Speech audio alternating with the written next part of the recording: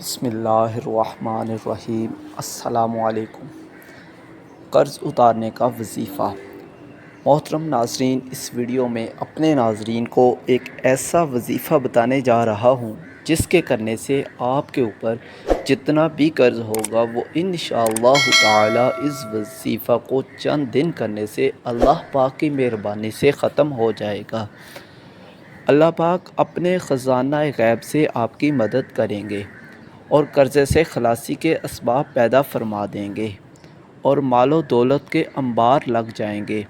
اگر کوئی قرض کے جال میں پھنس گیا ہو اور قرض اتارنے کے اسباب مہیا نہ ہو رہے ہوں تو اسے چاہیے کہ سب سے پہلے پختہ نیت اور اللہ تعالیٰ سے یہ عہد کرے کہ میں ہر صورت اپنا قرضہ اتاروں گا۔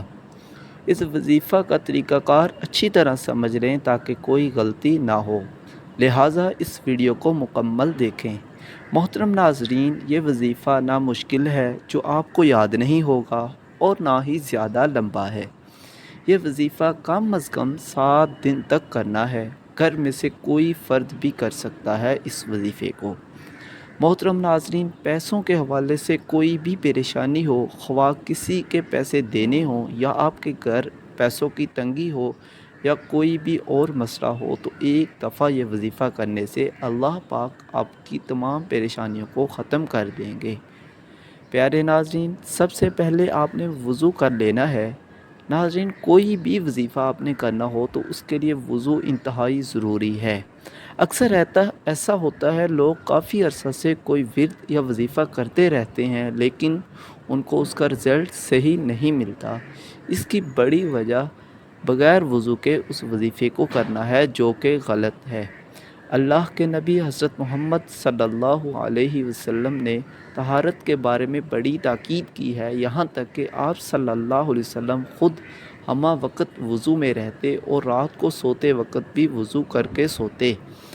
آپ صلی اللہ علیہ وسلم سے روایت ہے جس کا مفہوم ہے کہ جو شخص عشاء کی نماز باجماعت پڑھ کر وضو کی حالت میں سوئے اور صبح فجر کی نماز باجماعت ادا کرے، وہ شخص رات بھر عبادت کرنے والے سے بہتر ہے۔ اس سے ناظرین ہمیں اندازہ لگا لینا چاہیے کہ وضو کتنا ضروری ہے۔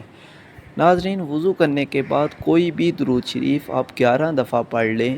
اگر درود ابراہیم پڑھ لیں تو وہ بہتر ہے، کیونکہ ہر نماز میں ہم پڑھتے ہیں، اس لیے وہ اچھی طرح یاد ہوتا ہے۔